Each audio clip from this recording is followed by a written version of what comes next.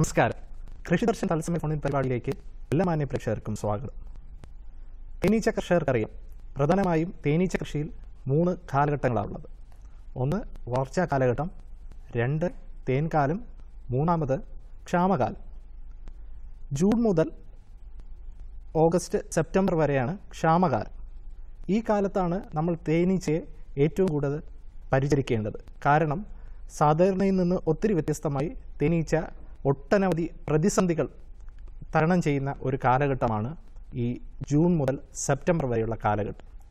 അപ്പോൾ ഈ ഒരു വിഷയത്തെക്കുറിച്ച് നമ്മോട് സംസാരിക്കാനായി എത്തിയിരിക്കുന്ന അതിഥി കേരള കാർഷിക സർവകലാശാലയിലെ മുൻ ഡീനും തേനീച്ച ഗവേഷണ പരാഗണ കേന്ദ്രത്തിലെ മുൻ പ്രിൻസിപ്പൽ സയൻറ്റിസ്റ്റും 20 വർഷത്തിലധികം തേനീച്ച കൃഷിയിൽ ഗവേഷണം നടത്തിയ അന്താരാഷ്ട്ര തലത്തിൽ തന്നെ പുരസ്കാരങ്ങൾ നേടിയിട്ടുള്ള ഡോക്ടർ എസ് ദേവേശൻ സാറാണ്.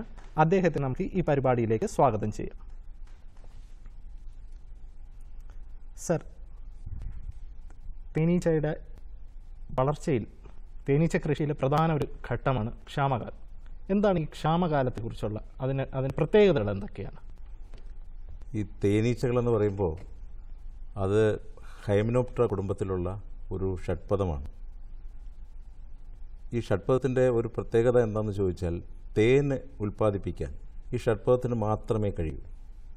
അത്തരത്തിലുള്ള ഷഡ്പദം ഒരു വർഷം അത് ജീവിക്കുമ്പോൾ പൊതുവെ 3 കാലഘട്ടങ്ങൾ, അങ്ങ് പറഞ്ഞതുപോലെ 3 കാലഘട്ടങ്ങൾ വ്യക്തമായി നമുക്ക് കാണാനായിട്ട് കഴിയും. ഒന്ന് തേനീച്ചയുടെ വളർച്ചക്കാലം, അത് ഓഗസ്റ്റ് മുതൽ ഡിസംബർ വരെയുള്ള കാലഘട്ടമാണ്.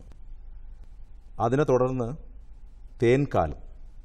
തേൻകാലം കഴിഞ്ഞാൽ, അതായത് ജനുവരി മുതൽ മെയ് വരെയുള്ള കാലം, ജൂൺ മുതൽ നേരത്തെ സൂചിപ്പിച്ചതുപോലെ സെപ്റ്റംബർ വരെയുള്ള കാലഘട്ടമാണ് നമ്മുടെ ക്ഷാമകാലം. അപ്പോൾ ഈ 3 കാലവും നിറഞ്ഞിരിക്കുന്നു ഒരു വർഷത്തിൽ. അപ്പോൾ തേൻകാലം കഴിഞ്ഞാൽ ഉടനെ വരുന്ന ക്ഷാമകാലം, അതിൻ്റെ പ്രത്യേകത എന്ന് പറഞ്ഞാൽ മഴക്കാലമാണ്. അതുപോലെ തന്നെ പ്രകൃതിയിൽ തേനീച്ചയ്ക്ക് വേണ്ടുന്ന ഭക്ഷണം സുലഭമായി ലഭിക്കാത്ത ഒരു കാലഘട്ടമാണ്. പ്രത്യേകിച്ചും തേനീച്ചയ്ക്ക് വേണ്ടിയ ഭക്ഷണമെന്ന് പറയുന്നത് പൂമ്പൊടിയും പൂന്തേനുമാണ്. ഇത് രണ്ടും പ്രകൃതിയിൽ നിന്ന് ലഭിക്കാത്ത ഒരു സമയമാണ് അതിൻ്റെ ക്ഷാമകാലം എന്ന് പറയുന്നത്. പ്രത്യേകിച്ച് ഈ മഴക്കാലം വരുമ്പോൾ ചെടികളിൽ തേൻ ഉത്ഭവിച്ചാൽ പോലും അതിനെ ശേഖരിക്കാനായിട്ട് കഴിയില്ല. കാരണം മഴവെള്ളത്തിൻ്റെ ഒരു ദൈർഘ്യം കൊണ്ട് അത് ഒലിച്ചു പോകും. അപ്പോൾ തേനീച്ചയ്ക്ക് അത് ലഭ്യമല്ലാത്ത ഒരു കാലഘട്ടമാണ്. അതാണ് പൊതുവെ നമ്മൾ ക്ഷാമകാലം എന്ന് പറയുന്നത്. സർ, ഈ വർഷം 2017 ക്ഷാമകാലം മുൻ വർഷത്തെ പോലെയായിരുന്നു, അല്ലെങ്കിൽ എന്തെങ്കിലും ഒരു വ്യത്യാസം ഈ വർഷം ഉണ്ടോ? ഈ വർഷത്തെ ക്ഷാമകാലം വളരെ വിചിത്രമായ ഒരു ക്ഷാമകാലമാണ്. കാരണം ഇതിന് തൊട്ട് മുമ്പുണ്ടായിരുന്ന നമ്മുടെ കേരളത്തെ ബാധിച്ച കൊടും വരൾച്ച കൊണ്ട് തേനീച്ചയ്ക്ക് കടുത്ത ആഘാതമാണ് ഉണ്ടായത്. പ്രത്യേകിച്ചും ആ സമയത്ത് ഉണ്ടായ പൂമ്പൊടികൾ തേനീച്ചയ്ക്ക് എടുക്കാൻ പറ്റാത്ത ഒരു സാഹചര്യം ഉണ്ടായി. അതെന്താണ് സാർ അങ്ങനെ? അതായത് തേനീച്ച സസ്യങ്ങളിൽ ഉണ്ടാകുന്ന പൂമ്പൊടി അതൊരു സ്ലൈമി ആയിട്ടുള്ള ഒരു വസ്തുവാണ്. തേനീച്ച പൂവിൽ അത് എടുക്കാനായിട്ട് ചെല്ലുമ്പോൾ തേനീച്ചയുടെ ശരീരത്തിലുള്ള രോമകൂപങ്ങളിൽ ഈ പൂമ്പൊടി പറ്റിപ്പിടിച്ച് പിന്നെയാണത് ഉരുളകളാക്കി നമ്മൾ കൂടിനകത്ത് കൊണ്ടുവരുന്നതും കുഞ്ഞുങ്ങൾക്ക് തീറ്റയായിട്ട് കൊടുക്കാനുള്ള ബീ ബ്രെഡ് ഉണ്ടാക്കുന്നതുമൊക്കെ. പക്ഷേ കഴിഞ്ഞ വരൾച്ചക്കാലത്ത് സംഭവിച്ചത്, ഇങ്ങനെ ഉണ്ടാകുന്ന പുഷ്പങ്ങളിലുണ്ടാകുന്ന പൂമ്പൊടിയെല്ലാം പെട്ടെന്ന് വരണ്ടു പോകുന്നതുകൊണ്ട് തേനീച്ചയ്ക്ക് ശേഖരിക്കാൻ പറ്റാതെ വന്നു. അതുകൊണ്ട് തന്നെ ഈ പൂമ്പൊടി എന്ന് പറയുന്നത് വളരെ അത്യാവശ്യമായിട്ടുള്ള ഒരു ഘടകമാണ് തേനീച്ചയുടെ ഭക്ഷണത്തിൻ്റെ ഒരു പ്രധാനമായ ഘടകമാണ്. കാരണം പുഴുക്കൾക്ക് വളരാനും അതിൻ്റെ കോശങ്ങൾ വളരാനും അതുപോലെ അതിൻ്റെ പ്രത്യേക ഓർഗൻസ് വളരാനും എല്ലാം ഈ പൂമ്പൊടിയുടെ ആവശ്യമുണ്ട്. പക്ഷേ ആ പൂമ്പൊടി ഭയങ്കരമായിട്ട് ദൗർലഭ്യം വന്നുപോയി. അതുപോലെ തന്നെ തേനാണെങ്കിലും ആ സമയത്ത് എന്താ സംഭവിച്ചതെന്ന് പറഞ്ഞാൽ, കഴിഞ്ഞ തേൻകാലത്ത് തേൻ വളരെ കുറഞ്ഞുപോയി. കാരണം എന്ന് വെച്ചാൽ ഉണ്ടായി വരുന്ന തേന് മുഴുവൻ വരണ്ട് തേനീച്ചയ്ക്ക് സക്ക് ചെയ്തെടുക്കാൻ പറ്റാത്ത ഒരു സാഹചര്യം ഉണ്ടായി. ചൂടിൻ്റെ ആധിക്യം കാരണം ഭക്ഷണത്തിന്റെ ദൗർലഭ്യം ഭയങ്കരമായിട്ട് വന്നു. അതുകൊണ്ട് ഇപ്പോൾ വന്നിരിക്കുന്നത് തേനീച്ചയുടെ എണ്ണത്തിൽ ഒത്തിരി കുറവ് വന്നു. കോളനികൾ ഒത്തിരി കൂടുപേക്ഷിച്ചു പോയി. കർഷകർ വളരെ ദുഃഖത്തിലാണ്. നമ്മളിപ്പോൾ തേനീച്ചയുടെ കർഷകരുടെ ഫെഡറേഷൻ ഓഫ് ഇൻഡിജീനിയസ് എപ്പിക്കൾച്ചറിസ്റ്റ് എന്ന് പറയുന്ന തേനീച്ച കർഷകരുടെ സംഘടന വഴി പ്രധാനമന്ത്രിക്കും കേന്ദ്ര കൃഷി വകുപ്പ് മന്ത്രിക്കും നമ്മുടെ കൃഷി വകുപ്പ് മന്ത്രിക്കും ഒക്കെ ഇതിൻ്റെ നിവേദനങ്ങൾ കൊടുത്തിട്ട് എത്ര കണ്ട് നമുക്ക് നഷ്ടം വന്നു എന്നുള്ളത് അസസ് ചെയ്യാൻ കേന്ദ്ര ഗവൺമെൻറ് നിർദ്ദേശം നൽകിയിരിക്കുകയാണ്. അപ്പോൾ അത്രയ്ക്ക് ആഘാതം നമ്മുടെ തേനീച്ചകൾക്കുണ്ടായ ഒരു കാലഘട്ടമാണ് കഴിഞ്ഞ തേൻകാലം. അതിനെ തുടർന്ന് വന്ന ഈ ക്ഷാമകാലം തേനീച്ചയുടെ എണ്ണം വളരെ കുറഞ്ഞുപോയി, കൂടുകളുടെ എണ്ണം വളരെ കുറഞ്ഞുപോയി. നമുക്ക് ഏതാണ്ട് ഒരു 10 ലക്ഷം കോളനികളാണ് ഉണ്ടായിരുന്നത്. ഇപ്പോൾ അതിൻ്റെ ഒരു കണക്ക് ഇതുവരെ വന്നിട്ടില്ല. എന്തായാലും മൊത്തത്തിൽ തേനീച്ചയുടെ എണ്ണം വളരെ കുറഞ്ഞിരിക്കുന്ന, കൂടുകളുടെ എണ്ണം വളരെ കുറഞ്ഞിരിക്കുന്ന ഒരു കാലഘട്ടത്തിലാണ് ഈ വളർച്ചക്കാലം ഫേസ് ചെയ്യുന്നത്. സാർ, ഇപ്പോൾ കൂടുകൾ കുറഞ്ഞു, ഉള്ള കൂട് ബാക്കിയുള്ള കൂടുകളിൽ നമുക്ക് എങ്ങനെ പരിചരിക്കാം? കാരണം നമുക്ക് സെപ്റ്റംബർ മുതൽ അടുത്ത വളർച്ചാക്കാലം വരികയാണ്. അതുവരെ ഇവരെ എങ്ങനെ നമുക്ക് സംരക്ഷിച്ചു വെക്കാം? ശരിക്കും പറഞ്ഞാൽ ഇതിന് നമ്മുടെ ഫെഡറേഷൻ ഓഫ് ഇൻഡിജീനിയസ് എപ്പിക്കൾച്ചറിസ്റ്റിൻ്റെ ഒരു തേനീച്ച കർഷകൻ എന്ന് പറയുന്ന ഒരു ബുള്ളറ്റിൻ ഉണ്ട്. ആ ബുള്ളറ്റിൻ വഴി നമ്മൾ ഈ തേനീച്ചയെ സംരക്ഷിക്കാനുള്ള നിർദ്ദേശം കേരളമെമ്പാടും നൽകിയിട്ടുണ്ട്. അതിൻ്റെ പശ്ചാത്തലത്തിലാണ് ഒരു പരിധിവരെ നമുക്ക് ഈ കോളനികളെ സംരക്ഷിക്കാനായിട്ട് കഴിഞ്ഞത്. ഒന്നാമതായിട്ട് അതിൻ്റെ ബേസിക് തത്വം എന്ന് പറഞ്ഞാൽ ഇപ്പോൾ ക്ഷാമകാലമാണ്. ക്ഷാമകാലത്തിൽ തേനീച്ചയ്ക്ക് ഭക്ഷണം ലഭ്യമാക്കണം. കാരണം തേനീച്ചകളെന്ന് പറഞ്ഞാൽ ജീവികളാണ്. അപ്പോൾ ആ ജീവികളെ പോലെ വെള്ളവും ഭക്ഷണവും എല്ലാം അതിന് വേണം. അപ്പം അതിന് ഭക്ഷണം ലഭ്യമാക്കുന്നതാണ് ഏറ്റവും പരമപ്രധാനമായ കാര്യം. എന്താണ് അതിൻ്റെ ഭക്ഷണം എന്ന് നോക്കാം. അതെ, പൂമ്പൊടിയും പൂന്തേനും. അപ്പോൾ ഒന്നാമതായിട്ട് നമുക്ക് വേണ്ടിയത് പൂമ്പൊടി. പൂമ്പൊടി ഉള്ള സ്ഥലങ്ങളിൽ തേനീച്ചയെ വയ്ക്കുക.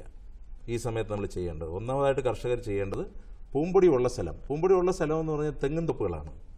അതായത് തെങ്ങിൻ തോപ്പിൻ്റെ ഒരു പ്രത്യേകത എന്ന് പറഞ്ഞാൽ 272 ദശലക്ഷം പൂമ്പൊടിയാണ് ഒരു തെങ്ങിൻ്റെ ഒരു പൂങ്കുലയിൽ നിന്ന് ലഭിക്കുന്നത്. അതുപോലത്തെ ആരോഗ്യമുള്ള തെങ്ങാണെങ്കിൽ നമുക്കൊരു 12 മുതൽ 18 പൂങ്കുല ഒരു വർഷത്തിൽ കിട്ടും. അപ്പോൾ അതുകൊണ്ട് തന്നെ കേരളത്തിൽ തേനീച്ച വളർത്താൻ വളരെ സാധ്യത കൂടുതലാണ്. പൂമ്പൊടിക്ക് ക്ഷാമമില്ല. നമ്മുടെ നോർത്ത് ഇന്ത്യൻ സംസ്ഥാനങ്ങളിലെല്ലാം ശരിക്കും പറഞ്ഞാൽ പൂമ്പൊടി നൽകുന്ന ചെടികളുടെ ദൗർലഭ്യം കൊണ്ട് കൃത്രിമ പൂമ്പൊടി കൊടുക്കുന്ന രീതിയിലാണ് അവർ വളർത്തുന്നത്. അതെങ്ങനെയാണ് സാർ?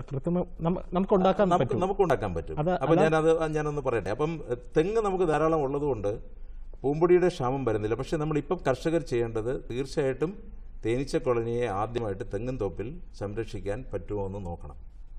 രണ്ടാമതായിട്ട് നമ്മൾ ചെയ്യേണ്ടത് അതിന് മതിയാവോളം പൂന്തേനിൻ്റെ സബ്സ്റ്റിറ്റ്യൂട്ട് എന്ന് നമ്മൾ പറഞ്ഞ് കൊടുക്കുന്നത് പഞ്ചസാര ലായനിയാണ്. അപ്പോൾ ആ ലായനി കൃത്യമായി കൊടുക്കാനായിട്ടുള്ള ഒരു സംവിധാനം ഉണ്ടാകണം. അത് എല്ലാവർക്കും അറിയാം, കർഷകർക്കെല്ലാം അറിയാം. 1:1 എന്നുള്ള അനുപാതത്തിൽ ശുദ്ധമായ ജലവും പഞ്ചസാരയും ചേർത്ത് ജലം തിളപ്പിച്ചിട്ട് പഞ്ചസാര അതിനകത്ത് ആഡ് ചെയ്ത് ഉണ്ടാക്കിയ ഒരു ലായനി തണുപ്പിച്ച് നമ്മൾ ഒരു നുള്ള് നല്ല ശുദ്ധമായ മഞ്ഞളും അതുപോലെ തന്നെ ഒരു 5-10 കൊടുങ്ങലിൻ്റെ ഇലയും കൂടെ ചേർത്തിട്ടാണ് അത് കൊടുക്കുന്നത്. അതെന്താണ് സാർ? അതിനതൊരു തേനീച്ചയ്ക്ക് നല്ല ഗ്രോത്തും ഒരു പ്രതിരോധവും, പ്രത്യേകിച്ച് വൈറസ്, ബാക്ടീരിയ തുടങ്ങിയ രോഗങ്ങൾക്ക് പ്രതിരോധിക്കാൻ കുറച്ച് നാളായിട്ട് നമ്മൾ കൊടുക്കുന്നതാണ് മഞ്ഞളും കൊടുങ്ങലിൻ്റെ ഇലയും. അപ്പം അങ്ങനെ തേനീച്ചയ്ക്ക് വേണ്ടുവോളം ഭക്ഷണം കൊടുത്ത് നമ്മൾ സംരക്ഷിക്കുകയാണ് ഒന്നാമത്തെ കാര്യം. സാർ, അപ്പോൾ ഒരു കൂടിലേക്ക് എത്ര അളവ് നമുക്ക് ആ ലായനി വേണ്ടി വരും? ഷുഗർ സിറപ്പ് നമുക്ക് അതൊരു നല്ല ചോദ്യമാണ്. സാധാരണഗതിയിൽ ഈ സമയം ക്ഷാമകാലമാവുമ്പം വേറെ ഒരു പ്രത്യേകത കൂടെ ഉണ്ട്. നമ്മൾ കഴിഞ്ഞ തേൻകാലത്തിൽ തേന് ശേഖരിക്കാനുള്ള മുകളിലത്തെ തട്ട്, തേൻ തട്ട്, അതിനകത്ത് ഒത്തിരി ഈച്ചയുണ്ടായിരുന്നു. ഇപ്പം ഈച്ചയുടെ എണ്ണം ഇന്ന് തന്നെ ഞാൻ പല കർഷകരുമായി ബന്ധപ്പെട്ടപ്പോൾ കേരളത്തിലെമ്പാടും ഈച്ചയുടെ എണ്ണം വളരെ കുറഞ്ഞിരിക്കുക. അപ്പോൾ മേൽത്തട്ട് നമ്മൾ പരിശോധിച്ച് നോക്കിയാൽ അറിയാം, അവിടെയെല്ലാം കുറച്ച് ഒഴിഞ്ഞ അടകളുടെ സാന്നിധ്യം. അപ്പോൾ ആ ഒഴിഞ്ഞ അടകളെ നമ്മൾ നിർബന്ധമായും വെട്ടിമാറ്റി ഈച്ചകളെല്ലാം ഈ ബ്രൂട്ട് ചേമ്പറിൽ, അതായത് പുഴു വളർത്തുന്ന താഴത്തെ തട്ടിൽ തന്നെ നിൽക്കാവുന്ന ഈച്ചകളേ ഉള്ളൂ. അപ്പോൾ ആ ഈച്ചകളെയെല്ലാം അതിനകത്ത് സുരക്ഷിതമായിട്ട് വയ്ക്കണം, ഒന്നാമത്തെ കാര്യം. രണ്ടാമത്തെ കാര്യം, ഒരു ഫ്രഷ് ആയിട്ടുള്ള ഒരു തട്ട് നമുക്കെടുത്തിട്ട് അതിൻ്റെ സെൻറ്ററിലായിട്ട് പ്ലേസ് ചെയ്ത് കൊടുക്കണം. പിന്നെ പഴയ തട്ടുകളുണ്ടെങ്കിൽ അതെല്ലാം സൈഡിലേക്ക് മാറ്റി വയ്ക്കണം. ചില നാളുകൾ കഴിയുമ്പോൾ ചിലപ്പോൾ ഈ പഴയ തട്ടുകളെല്ലാം നമുക്ക് മാറ്റി ഫ്രഷ് ആയിട്ടുള്ള 3-4 തട്ടിൽ ഒതുങ്ങും. അതിൻ്റെ ഇടയിൽ വേണമെങ്കിൽ നമുക്കൊരു ഡിവിഷൻ ബോർഡ് ഇടാം. അങ്ങനെ സുരക്ഷിതമായി നല്ല വൃത്തിയായി ഈച്ചയെ സംരക്ഷിക്കുന്നതാണ്, കൂടുകളെ സംരക്ഷിക്കുന്നതാണ് ഒന്നാമത്തെ നമ്മുടെ ആവശ്യം. അപ്പോൾ അത്രയും സുരക്ഷിതമായി വച്ചില്ലെങ്കിലുള്ള ഒരു കുഴപ്പമെന്ന് പറയുന്നത് ചില രോഗങ്ങളും കീടങ്ങളും ആക്രമിക്കാനുള്ള സാധ്യതയാണ്. അതെ, മഴക്കാലം രോഗങ്ങളുടെ കൂടെ കാലമാണല്ലോ. അതെ, അപ്പോൾ അത് തേനീച്ചയ്ക്കുണ്ട്, കാരണം അതൊരു ജീവിയല്ലേ. അതിൽ നിന്ന് സംരക്ഷണം നൽകണം. പിന്നെ ഈ കൂടുകളെ ശരിക്കും ബാധിക്കുന്ന ഒരു സംഭവമാണ് മെഴുകുപുഴു. അത് മഴക്കാലത്താണോ സാർ കൂടുതൽ? ഈ മഴക്കാലത്തിനേക്കാളും പ്രത്യേകത ഈച്ചയുടെ എണ്ണം കുറയുമ്പോൾ, അതായത് സ്ട്രോങ് അല്ലാത്ത സ്ട്രെങ്ത് കുറഞ്ഞ കോളനിയെയാണ് ഈ മെഴുകുപുഴു ആക്രമിക്കുന്നത്. അതിന് നമുക്ക് വളരെ സിമ്പിളായിട്ട് കൂടുകളെയെല്ലാം സുരക്ഷിതമായി അതിൻ്റെ വിടവുകളൊക്കെ അടച്ച് നല്ല സെല്ലോ ടോപ്പ് കൊണ്ട് അടച്ച് ഭദ്രമാക്കി വച്ചാൽ മെഴുകുപുഴുവിൻ്റെ ശലഭം അതിൻ്റെ ഉള്ളിൽ കയറി മുട്ടയിടാതെ നമുക്ക് തടയാൻ പറ്റും. ഓക്കെ, അതിന് അങ്ങനെ ഒരു സംരക്ഷണം നൽകുക. അത് കഴിഞ്ഞിട്ട് ഇപ്പോൾ ചിലപ്പോഴേ ഈ ചില കൂടുകൾ നമുക്ക് 100 കൂട് ഉണ്ടെന്നിരിക്കട്ടെ, 100 കൂടിൽ ചില കൂടുകൾ വളരെ ശോഷിച്ചു പോയതായിരിക്കും. അങ്ങനെയുള്ള 100 കൂടും നമുക്ക് മാനേജ് ചെയ്യാൻ പ്രയാസമാണ്. അതുകൊണ്ട് കർഷകർ ചെയ്യാൻ നമ്മൾ നിർദ്ദേശിച്ചിരിക്കുന്നതെന്ന് പറഞ്ഞാൽ സംയോജനമാണോ സാർ? കൂടുകൾ തമ്മിൽ നമുക്ക് ഒരുമിപ്പിക്കാം. അതെങ്ങനെയാണെന്ന് വെച്ചാൽ വളരെ സിമ്പിളാണ്. ഒരു ശക്തിയുള്ള കൂടും ഒരു ശോഷിച്ച കൂടും തമ്മിലാണ് നമ്മൾ യോജിപ്പിക്കുന്നത്. ശക്തിയുള്ള കൂടിനെ ബേസ് കൂടായിട്ട് എടുത്തുകൊണ്ട് ശോഷിച്ച കൂടിൻ്റെ താഴത്തെ പലക മാറ്റി ഈ ശക്തിയുള്ള കൂടിൻ്റെ മുകളിൽ ഒരു ന്യൂസ് പേപ്പർ നമ്മൾ പഞ്ചുകൊണ്ട് ദോരങ്ങളുണ്ടാക്കി കുറച്ച് ടാൽക്കം പൗഡർ കൂടെ തൂവിയതിന് ശേഷം ശോഷിച്ച കൂടിൻ്റെ അടിപ്പലക മാറ്റി മേളിൽ വെച്ച് കൊടുക്കണം. ഒരു 1-2 മണിക്കൂർ കൊണ്ട് തന്നെ ഈ ഹോളുകളെല്ലാം താഴത്തെ ഈച്ചയും മുകളിലത്തെ ഈച്ചയും വർദ്ധിപ്പിക്കും, വികസിപ്പിക്കും, വലുതാക്കും. എന്നിട്ട് മുകളിൽ ഉള്ള ഈച്ച താഴേക്ക് വരും. അതിനുമുമ്പ് ഒരു കാര്യം ശ്രദ്ധിക്കണം, ഒരു ദിവസത്തിന് മുമ്പേ നമുക്ക് ശോഷിച്ച കൂടിൻ്റെ റാണിയെ മാറ്റി വയ്ക്കണം. അപ്പോൾ പെട്ടെന്ന് റാണി താഴെ ഉള്ളതുകൊണ്ട് ഈ മണം തിരിച്ചറിയാനും കഴിയാതെ വരുമ്പോൾ ശോഷിച്ച കൂട് നമ്മുടെ ആകർഷിച്ച് താഴോട്ട് സംയോജിപ്പിച്ച് അപ്പോൾ അതിനെ അങ്ങനെ സ്ട്രെങ്തൻ ചെയ്യാം. അത് നമുക്ക് അത്യാവശ്യമായിട്ട് ചെയ്യേണ്ടതാണ്. അങ്ങനെ ഉള്ള കൂടുകളെ ശക്തിയായി രോഗങ്ങളോ കീടങ്ങളുടെയോ ആക്രമണം കൂടാതെ നമ്മൾ സംരക്ഷിക്കണം. അതുപോലെ ഒരു 10 ദിവസം കൂടുമ്പോഴെങ്കിലും കൂട് നന്നായി പരിശോധിച്ച് അടിപ്പലകയെല്ലാം ക്ലീൻ ചെയ്ത് പിന്നെ ഡയറക്റ്റായിട്ടുള്ള മഴയുടെ ആഘാതത്തിൽ നിന്നും സൺലൈറ്റിൻ്റെ ആഘാതത്തിൽ നിന്നും അതിനൊരു സംരക്ഷണം ലഭിക്കത്തക്ക രീതിയിൽ അതിനെ കൂടുകളെ സുരക്ഷിതമായി വയ്ക്കണം. സർ, കേട്ടിട്ടുണ്ട്, അതായത് യങ്ങായിട്ടുള്ള റാണിയാണ് എപ്പോഴും നല്ലത്, ഓൾഡായിട്ടുള്ളതാണെങ്കിൽ ആണീച്ചകളായിരിക്കും പെണ്ണീച്ചകൾക്കാണ് ഉണ്ടാകുന്നതെന്ന്. ഇത് ശരിയാണോ? അതായത് ഇതിൻ്റെ സംഭവം എന്ന് പറഞ്ഞാൽ ഈ റാണിയെ സംബന്ധിച്ചിടത്തോളം റാണിയാണ് ആണീച്ച വേണോ പെണ്ണീച്ച വേണോ എന്ന് നിശ്ചയിക്കുന്നത്. റാണിയെ ഉള്ള വിചിത്രമായ ഒരു ജീവിയാണ്. അപ്പം അതിനകത്ത്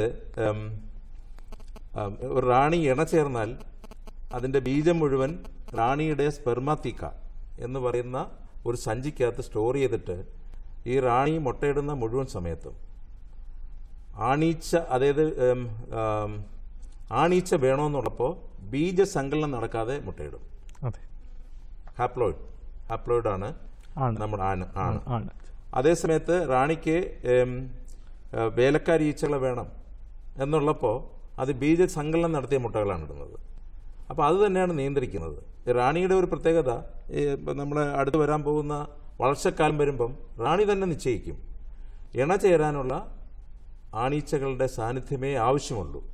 കൂടുതലായി വരുന്ന ആണീച്ചകൾ നമുക്ക് കൂടിനൊരു ശാപമാണ്. അത് കൂടുതൽ തേനൊക്കെ കുടിച്ച് വറ്റിച്ചു കളയും. മടിയനീച്ചകളാണ് നമ്മൾ പറയുന്നത്. അപ്പോൾ അതിൽ നിന്നൊരു മോചനത്തിന് വേണ്ടി റാണി തന്നെ അത് കൺട്രോൾ ചെയ്തോളും. പക്ഷേ ഇപ്പം നേരത്തെയൊക്കെ ഓഗസ്റ്റ് മുതൽ ഡിസംബർ വരെയാണ് ഇതിൻ്റെ പ്രജനന കാലം എന്ന് നമ്മൾ വിചാരിച്ചുകൊണ്ടിരുന്നു. ഇപ്പോൾ നമ്മുടെ പ്രശസ്തരായ തേനീച്ച കർഷകർ കുറച്ചും കൂടെ മുമ്പേ അതിനെ പിരിക്കാനായിട്ട് തുടങ്ങിയിട്ടുണ്ട്. ജൂൺ ജൂലൈ മുതൽ തന്നെ. കാരണം അപ്പോഴ് അതിൻ്റെ ഒരു ഇൻഡിക്കേഷൻ എന്ന് പറയുന്നത് തന്നെ ആണീച്ചകളുടെ സാന്നിധ്യം അവിടെ കാണുന്നതാണ്. സാറ് നമ്മൾ ഫുഡ് കൊടുക്കുന്ന കാര്യം പറഞ്ഞുകൊണ്ടിരുന്നത്, അതിൻ്റെ എനർജി സോഴ്സ് എന്ന നിലയിൽ നമ്മൾ പഞ്ചസാര ലൈന് കൊടുക്കുന്നുണ്ട്. അപ്പോൾ അതിൻ്റെ ഇടവേള എത്രയാണ്? എത്ര ഇടവേളയ്ക്കുള്ളിൽ ഒരു കൂടിന് കൊടുക്കണം? ഇത് സാധാരണയായി നമ്മുടെ ഈ ഇന്ത്യൻ തേനീച്ചയുടെ ഒരു കൂടിൽ ഒരു 25,000 മുതൽ 30,000 ഈച്ചകളാണ് ശക്തിയായ കൂടിലുള്ളത്. പക്ഷേ ഈ ക്ഷാമകാലം വരുമ്പോൾ കൂടിൻ്റെ ശക്തി അല്പം ക്ഷയിച്ചു വരികയാണ്. കാരണം 25,000 30,000 ഈച്ച കാണത്തില്ല. അപ്പോൾ നമുക്ക് ശരിക്കും പറഞ്ഞാൽ ഒരു ആഴ്ചയിൽ 250 ഗ്രാം പഞ്ചസാരയാണ് നമുക്ക് തേനീച്ചക്കൂടിന് കൊടുക്കേണ്ടത്, ഒരു കോളനിക്ക് കൊടുക്കേണ്ടത്. അപ്പോൾ അതിൽ നിന്ന് ഒരു സംരക്ഷണത്തിന് വേണ്ടി നമുക്ക് ചെയ്യാവുന്നതെന്ന് പറഞ്ഞാൽ, ഇപ്പം ഈ ഈച്ചയുടെ എണ്ണം വളരെ കുറവായതുകൊണ്ട് ആവശ്യാനുസരണം 3 മുതൽ 5 ദിവസം ഇടപെട്ട് നമുക്ക് നൽകുന്നതാണ് അഭികാമ്യം. അപ്പോൾ അത് പെട്ടെന്ന് ആ തേനീച്ച എടുത്ത് അതിൻ്റെ ശക്തി പ്രാപിച്ച് അത് വളരുന്നതായിട്ട് നമുക്ക് കാണാൻ കഴിയും. സാർ, അതേപോലെ തന്നെ നമുക്ക് കൃത്രിമമായ അതിൻ്റെ പ്രോട്ടീൻ സോഴ്സ് എന്ന നിലയിൽ നമുക്ക് ഫുഡ് കൊടുക്കണം. പൂമ്പൊടിയാണ്, അതിന് പകരമുള്ള സാധനം നമുക്ക് എങ്ങനെ ഉണ്ടാക്കാൻ സാധിക്കും? അത് വളരെ സിമ്പിളാണ്. നമുക്ക് അതിനകത്ത് വേണ്ടതെന്ന് വെച്ചാൽ ഒരു 15 ഗ്രാം സോയാ പൗഡർ, 15 ഗ്രാം പാൽപ്പൊടി, 40 ഗ്രാം പഞ്ചസാര നന്നായിട്ട് പൊടിച്ച് ഇതിനെ തേനുമായിട്ട് മിക്സ് ചെയ്യണം. ഇപ്പോൾ ചപ്പാത്തിക്ക് കുഴയ്ക്കുന്ന പോലെ കുഴച്ച് 10 ഗ്രാം വെച്ച് ആ ചപ്പാത്തി ഉരുള എടുത്തിട്ട് നമുക്കൊന്ന് കയ്യിൽ തട്ടി അതിൻ്റെ ഒരു കുറച്ചൊന്ന് പ്രസ് ചെയ്ത് വച്ചതിന് ശേഷം നമുക്ക് തേനീച്ചക്കൂടിൻ്റെ ആടയുടെ മുകളിൽ അത് ഒരു ചെറിയ ദോശ പോലെ വെച്ച് കൊടുക്കുക. അതിൻ്റെ മുകളിൽ നമുക്കൊരു ഗ്ലാസ് പേപ്പർ കൊണ്ട് മൂടണം, കാരണം അതിൻ്റെ മോയ്സ്ചർ നശിച്ച് പോകാതിരിക്കാൻ വേണ്ടിയാണ്. അങ്ങനെ വരുമ്പോൾ എന്നിട്ട് നമ്മൾ കൂടിനെ അടച്ചു വയ്ക്കണം. വെറും ഒരു 1-2 മണിക്കൂർ കൊണ്ട് ഈ മുഴുവൻ പൂമ്പൊടി അത് കൃത്രിമ പൂമ്പൊടി അത് കഴിച്ചു കഴിയും. എന്നിട്ട് ആ പൂമ്പൊടിയെ എടുത്ത് തേനീച്ച കുഞ്ഞുങ്ങൾക്ക് തീറ്റ ഉണ്ടാകും. അത് ബീ ബ്രെഡ് എന്നാണ് അതിനെ പറയുന്നത്. അതായത് പൂമ്പൊടിയും പൂന്തേനും കൂടെ മിക്സ് ചെയ്തിട്ടുള്ളൊരു മിശ്രിതമാണ് കൊടുക്കുന്നത്. അതുണ്ടാക്കി തേനീച്ചയ്ക്ക് നന്നായിട്ട് ഭക്ഷിക്കാനായിട്ട് കൊടുത്തുകൊള്ളും. പിന്നെ ആ സമയത്ത് തന്നെ പുറമേന്ന് തേനീച്ച പൂമ്പൊടി കൊണ്ടുവരികയാണെങ്കിൽ അതിൻ്റെ സെല്ലുകളിൽ, അതിൻ്റെ അറകളിൽ സൂക്ഷിക്കുകയും ചെയ്യും. അങ്ങനെയാണ് കണ്ടിട്ടുള്ളത്. സാർ, അതുപോലെ തന്നെ നമ്മൾ ചെറുതേനീച്ചയുണ്ട്. ചെറുതേനീച്ച അത് നമുക്ക് ഈ മഴക്കാലത്ത്, അതായത് ക്ഷാമകാലത്ത് അതിന് പ്രത്യേകം പരിചരണം ആവശ്യമുണ്ടോ? ചെറുതേനീച്ചയുടെ ഒരു വലിയ പ്രത്യേകത മഴക്കാലത്ത് ആ കൂടുകൾ മഴ നനയാതെ സൂക്ഷിക്കേണ്ടത് വളരെ അത്യാവശ്യമാണ്. കാരണം എന്ന് പറഞ്ഞാൽ മഴ നനഞ്ഞു കഴിഞ്ഞാൽ അതിനകത്ത് ഫംഗസിൻ്റെ പൂപ്പലുകൾ ആക്രമിച്ച് രോഗങ്ങൾ വരുന്നു, മണ്ടരികളുടെ ആക്രമണം ഭയങ്കരമായിട്ട് വരുന്നു. അതിൽ നിന്നൊക്കെ ഒരു സംരക്ഷണത്തിന് വേണ്ടി നമുക്ക് പ്രത്യേകിച്ച് നമ്മൾ ശ്രദ്ധിക്കേണ്ടത് മഴ നനയാതെ വേണം ചെറുതേനീച്ചയുടെ കൂടുകൾ സംരക്ഷിക്കാൻ, ഒന്നാമത്തെ കാര്യം. രണ്ടാമത്തെ കാര്യം, അവിടെയും ഇതുപോലെ തന്നെ ഈ സീസണിൽ മതിയാവുവോളം പൂമ്പൊടിയും പൂന്തേനും സുലഭമായി ലഭിക്കുന്നില്ല. അപ്പോൾ ശരിക്ക് നമുക്ക് പൂമ്പൊടി വളരെ കുറച്ച് മതി. അതിനകത്ത് ചെറുതേനീച്ചയുടെ കൂടിനെ നമ്മൾ പരിശോധിച്ച് നമുക്ക് കാണാൻ പറ്റുന്നത് ഒത്തിരി പൂമ്പൊടിയുടെ ശേഖരം നമ്മുടെ കൂടിനകത്ത് കാണാൻ പറ്റും. പക്ഷേ പൂന്തേന് പ്രകൃതി കിട്ടുന്നില്ലെങ്കിൽ അതിങ്ങനെ കുറഞ്ഞു വരും. അപ്പോൾ ഞങ്ങൾ നടത്തിയ ഗവേഷണങ്ങളിൽ ഒരു നല്ല കണ്ടുപിടുത്തമാണ് ഈ ചെറുതേനീച്ചയും കൃത്രിമമായി പൂമ്പൊടി തേന് നൽകാനായിട്ടുള്ള ഒരു നമ്മൾ കണ്ടുപിടിച്ചു. അതെങ്ങനെയാണെന്ന് ചോദിച്ചാൽ ഒരു എന്താണ്, നമ്മുടെ ഫ്രിഡ്ജിൽ നമ്മൾ പച്ചക്കറികളെല്ലാം ശീതീകരിക്കാനായിട്ട് ഉപയോഗിക്കുന്ന ഒരു ട്രേ, ആ ട്രേയുടെ അകത്തായിട്ട് ഒരു പഞ്ഞി സ്പ്രെഡ് ചെയ്തിട്ടിട്ട് ആ പഞ്ഞിയുടെ മുകളിൽ തേനിൻ്റെ, പഴയ കാലത്തെ കഴിഞ്ഞ വർഷത്തെ തേനിൻ്റെ അതിനൊരു ലായനി പോലെ എടുത്തിട്ട് ഒരു വാട്ടർ ബോട്ടിൽ ഈ പഞ്ഞിയുടെ മുകളിൽ ഡ്രിപ്പ് ചെയ്ത് കൊടുക്കുക. അങ്ങനെ ഡ്രിപ്പ് ചെയ്ത് കൊടുത്തിട്ട് ഈ ട്രേയുടെ മുകളിലൊരു ഗ്ലാസ് ഷീറ്റ് കൊണ്ട് അടച്ചു വയ്ക്കണം. അപ്പോൾ നമ്മൾ വളർത്തുന്ന തേനീച്ചയും പുറമേയുള്ള തേനീച്ചയും ഈ പഞ്ഞിയുടെ മുകളിൽ നമ്മൾ ഡ്രിപ്പ് ചെയ്തിരിക്കുന്ന തേനിൻ്റെ തുള്ളികൾ കുടിച്ച് അത് കുടിക്കാനായിട്ട് വരുന്നതായിട്ട് കാണാം. പിന്നെ അങ്ങനെ നമ്മൾ അതിനെ കൃത്രിമമായി ഫീഡ് ചെയ്തപ്പം കണ്ട കാഴ്ച എന്ന് പറഞ്ഞാൽ ആ ബീസ് എല്ലാം, വർക്കർ ബീസ് എല്ലാം നല്ല ശക്തിയോടെ നല്ല സ്ട്രെങ്ത് ആയിട്ടിരിക്കുന്നത് കണ്ടു. അതുപോലെ തന്നെ അതിനെ തുടർന്ന് വന്ന വളർച്ചക്കാലത്ത് ഒത്തിരി ക്യൂൻ സെല്ലിൻ്റെ സാന്നിധ്യം നമുക്ക് കാണാൻ പറ്റി. അപ്പോൾ നമുക്കതിനെ പിരിച്ചെടുക്കാനും ഒരു നല്ല സാധ്യത തെളിഞ്ഞു. സാർ, ഈ അടുത്ത കാലം വരെ അങ്ങ് തേനീച്ച ഗവേഷണ പരാഗണ കേന്ദ്രത്തിൻ്റെ മേധാവിയായിരുന്നു. അപ്പോൾ അവിടെ എന്തെങ്കിലും ടെക്നോളജീസ് ഈ ക്ഷാമകാലത്തിന് വേണ്ടി പ്രത്യേകമായിട്ട് ഡെവലപ്പ് ചെയ്തിട്ടുണ്ടോ? തീർച്ചയായിട്ടും നമ്മൾ ഈ ഇന്ത്യൻ കാർഷിക ഗവേഷണ കൗൺസിൽ കേരള കാർഷിക സർവകലാശാല വഴി നടപ്പാക്കുന്ന അഖിലേന്ത്യാ സംയോജിത തേനീച്ച പരാഗണ ഗവേഷണ കേന്ദ്രം എന്നുള്ള ഒരു ഒരു പദ്ധതിയാണ്, ഗവേഷണ പദ്ധതി എന്നുള്ളൊരു പദ്ധതിയാണ് വെള്ളായണി കാർഷിക കോളേജിൽ നടക്കുന്നത്. 90കളിൽ തേനീച്ചകൾക്ക് മാരകമായ ഒരു രോഗം വന്നപ്പോൾ അതിൻ്റെ കാരണം കണ്ടുപിടിക്കാനായിട്ട് അന്നത്തെ vice chancellor doctor A.M. Michael സാറാണ് ശരിക്കും പറഞ്ഞാൽ തേനീച്ചയുടെ ഗവേഷണം കാർഷിക സർവകലാശാല ഏറ്റെടുക്കുന്ന തരത്തിൽ രൂപപ്പെടുത്തിയത്. തേനീച്ച വളർത്തൽ, ഇന്ത്യൻ തേനീച്ചയായാലും ചെറുതേനീച്ചയായാലും ഇതര തേനീച്ചകളായാലും ജനുസുകളായാലും അതിനെ വളർത്താനുള്ള ഒരുപാട് സാങ്കേതിക വിദ്യകൾ അത് രൂപപ്പെടുത്തിയത് നമ്മുടെ സർവകലാശാലയാണ്. പ്രത്യേകിച്ചും ചെറുതേനീച്ചയെ വാണിജ്യാടിസ്ഥാനത്തിൽ വളർത്തുന്ന സാങ്കേതിക വിദ്യ ആദ്യമായിട്ട് എൻ്റെ നേതൃത്വത്തിലുള്ള ഒരു ടീം സയൻറ്റിസ്റ്റുകളാണ് വെള്ളയാണിയിൽ നടത്തിയത്.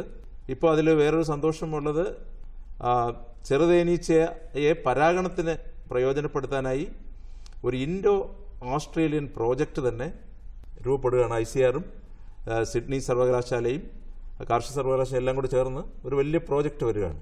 ആ നിലയിൽ അത് എത്തിയിരിക്കുകയാണ്. അതിനേക്കാളും അപ്പുറം ഈ ചെറുതേൻ വളരെ എന്താ പറയുക, ഔഷധ മൂല്യമുള്ള തേൻ എന്നുള്ള നിലയിൽ അതിനും വളരെ പ്രാധാന്യം വരുന്നു. നിങ്ങൾ ശ്രദ്ധിച്ചു കാണും, മനുക്ക ഹണി എന്ന് പറഞ്ഞ ന്യൂസിലാൻഡിലൊരു ഹണിയുണ്ട്. അതിന് ഞാനിടയ്ക്ക് ദോഹയിൽ പോയപ്പോൾ അവിടെ ഒരു ഷോപ്പിൽ 9,000 രൂപയാണ് അതിൻ്റെ 1 കിലോ തേനിൻ്റെ വില.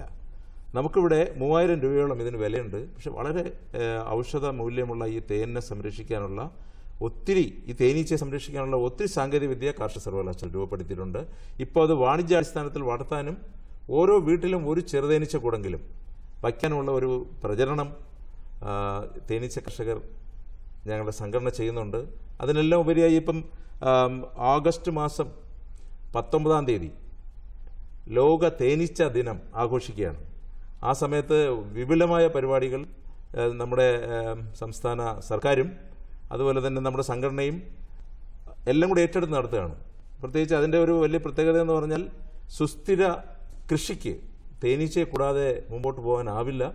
പരാഗണത്തിലൂടെ വിളവ് വർധനവുണ്ടാക്കി ഒത്തിരി ഈ ഭക്ഷ്യഭദ്രതയിലെ വലിയൊരു കോമ്പണൻ്റായിട്ട് മാറിയിരിക്കുകയാണ്. അപ്പോൾ ആ നിലയിൽ ഏറെ സാങ്കേതിക വിദ്യകൾ, അത് ഭാരതത്തിൽ തന്നെ നമുക്ക് അവാർഡ് തന്നെ, വെള്ളയാണി കാർഷിക കോളേജിന് 11-13 ഒരു വലിയ അവാർഡ് തന്നെ നമുക്ക് കിട്ടിയിട്ടുണ്ട്, ബെസ്റ്റ് സെൻറ്റർ. അങ്ങനെ ഒത്തിരി കോൺട്രിബ്യൂഷൻസ് ചെയ്തതാണ് വെള്ളയാണി കാർഷിക കോളേജിലെ തേനീച്ച പരാഗണ ഗവേഷണ കേന്ദ്രം. ഇന്നത്തെ കൃഷിദർശൻ പരിപാടി ഏകദേശം പൂർണ്ണമാവുകയാണ്. നമുക്കറിയാം, 4 വർഷം ഭൂമുഖത്ത് നിന്ന് തേനീച്ചകളില്ലെങ്കിൽ 5-ാമത്തെ വർഷം ഒരു ജീവിയും ഉണ്ടാവില്ല എന്നുള്ളതാണ് പല പഠനങ്ങളും പറയുന്നത്. എന്തായാലും ഇന്നത്തെ പ്രോഗ്രാം തീരുന്നതിന് മുന്നേ അതിഥിയുടെ വിലാസം: ഡോക്ടർ S. ദേവനീശൻ, മുൻ ഡീൻ ആൻഡ് പ്രിൻസിപ്പൽ സയൻറ്റിസ്റ്റ്, തേനീച്ച പരാഗണ ഗവേഷണ കേന്ദ്രം, കാർഷിക college, Vellayani, Thiruvananthapuram. Phone number 94 00 18 50 01. ഇത്രയും നേരം നമ്മോടൊപ്പം ചെലവഴിച്ച് നമ്മുടെ കർഷകർക്ക് വേണ്ടി അദ്ദേഹത്തിൻ്റെ അറിവുകൾ 20-ലധികം വർഷമുള്ള അറിവ് ഷെയർ ചെയ്ത ദേവനേശ സാറിന് നന്ദി പറയുന്നു. അതേപോലെ തന്നെ ഈ പരിപാടിയുടെ എല്ലാ പ്രേക്ഷകർക്കും നന്ദി പറയുന്നു. നമസ്കാരം.